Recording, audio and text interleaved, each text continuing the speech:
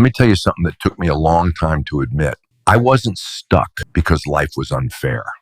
I wasn't behind because other people had advantages. I wasn't lost because the world was against me. I was stuck because I got comfortable. And comfort doesn't feel dangerous at first. It feels warm. It feels safe. It feels deserved. You work hard for a while. You push, you grind, you sacrifice. Then you slow down just a little, then a little more. And before you even notice it, you're not pushing anymore. You're maintaining. And maintaining slowly turns into settling. Nobody wakes up one morning and says, I think I'll shrink my potential today.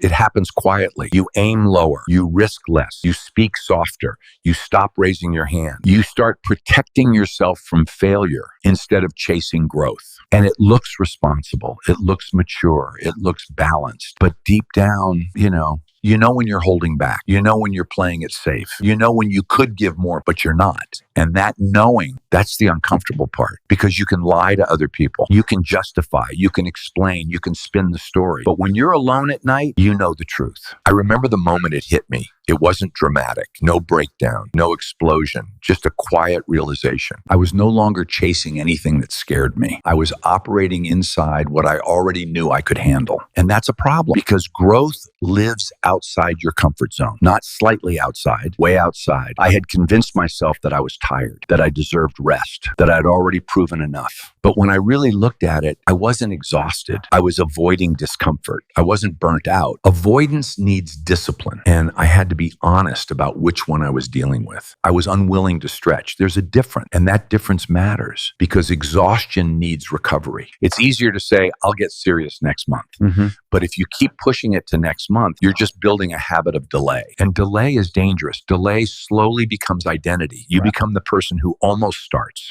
almost commits, almost goes all in. Almost is exhausting. Almost keeps you close enough to see what's possible, but never close enough to touch it. Right. And that's torture, because potential without execution feels like regret waiting to happen.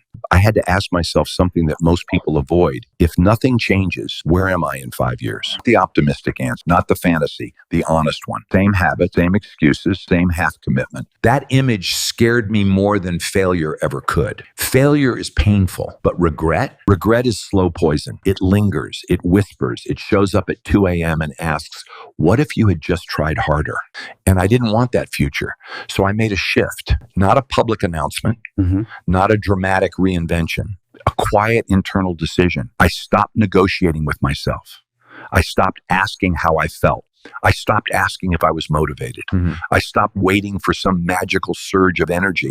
I started moving regardless. You don't need motivation. You need standards. And standards don't fluctuate. Feelings do. Energy does. Confidence does. Standards don't. When you raise your standard for yourself, everything shifts. And that's uncomfortable, because we all like being comfortable.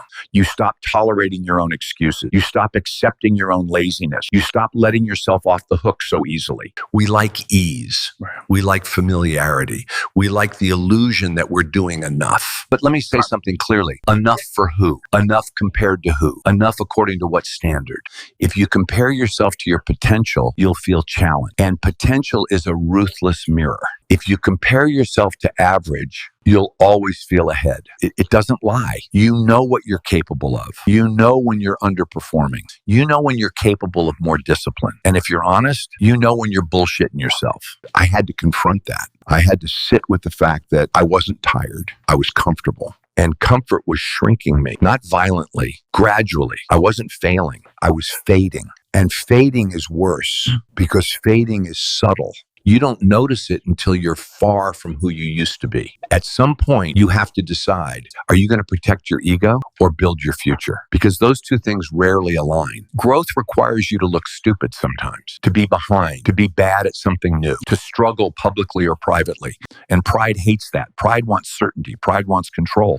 But growth demands humility. It demands you admit you're not where you could be. That's not weakness. That is ownership. And ownership is power. The moment you stop blaming circumstances, you regain control. The moment you stop waiting for the perfect time, you reclaim momentum. The moment you stop explaining your lack of results and start correcting them, you become dangerous, not to other people, to your old self. And that's the goal. Not to dominate someone else, but to dominate the version of you that keeps settling. The version that says good enough. The version that says it's fine. The version that says tomorrow. Tomorrow is seductive. It promises opportunity without pressure. But tomorrow turns into next week. Next week turns into next year. And next year turns into regret. You were never meant to be small. You were never meant to live cautiously. You were never meant to constantly dilute your ambition to make it digestible for other people. You were meant to build, to expand, test your limit, to struggle, because struggle is refining. Struggle shapes you. It reveals where you're weak. It exposes where you need discipline. It shows you exactly where you've been coasting. And instead of resenting that, you can use it, but only if you stop running from it. There comes a point where you have to stop being gentle with yourself. Not cruel, but firm. You have to look at your habits and say, this isn't good enough. You have to look at your effort and say, I can give more. You have to look at your discipline and say, this is inconsistent. And instead of defending yourself, you adjust. That's maturity. Not pretending you're perfect. Not pretending you're unstoppable. Adjusting, refining, sharpening. Day after day, quietly, without applause. And here's where most people break. They want the result without the discomfort. They want the confidence without the proof. They want the identity without the repetition. But identity is built through repetition. Confidence is built through kept promises. And self-respect is built through discipline. You don't get to skip that. Nobody does. And if you've been shrinking, if you've been coasting, if you've been playing safe, you don't need a dramatic reinvention. You need consistency. You need to stop half committing. You need to stop dipping your toes in and out. Yeah. You need to decide. And deciding means burning the exit. It means no more if it works. No more we'll see. No more I'll try. Trying is soft. Commitment is different. Commitment says this is happening. Even when it's inconvenient. Even when you're tired. Even when you'd rather do something easier. There will be days where you don't feel like it. There will be days where you doubt. Even when it's inconvenient. Even when you're tired. Even when you'd rather do something easier. There will be days where you think, is this even worth it? That's normal. What's not acceptable is quitting because of a mood. You don't build anything meaningful on mood. You build it on discipline. Yeah. And at some point, you have to stop being so damn polite with your own weakness. You have to stop letting yourself slide. You have to stop giving yourself infinite second chances without consequences. Because if you wouldn't accept it from someone else, why are you accepting it from yourself? You deserve more than a half-lived life. You deserve more than almost. You deserve more than explaining why you didn't show up. But you only get that if you demand it from yourself. Nobody else can do it for you. Nobody else can care more about your growth than you. Nobody else is going to drag you into greatness. And once you accept that, once you fully accept that no one is coming, something changes. You stop waiting. You stop hesitating. You stop shrinking. And you start moving. Not loudly, not recklessly, deliberately, consistently, relentlessly. And when the old voice comes back, the comfortable one, the lazy one, the it's fine one, you look at it and say, no, I'm done with that shit. I'm done shrinking. I'm done settling. I'm done pretending average is enough. This is my life, and I'm not going to waste it. Not quietly, not slowly, not comfortably. You were never meant to be small, so stop acting like it. Now stand up, tighten your standards, and go build the version of you that doesn't need excuses. Let's move.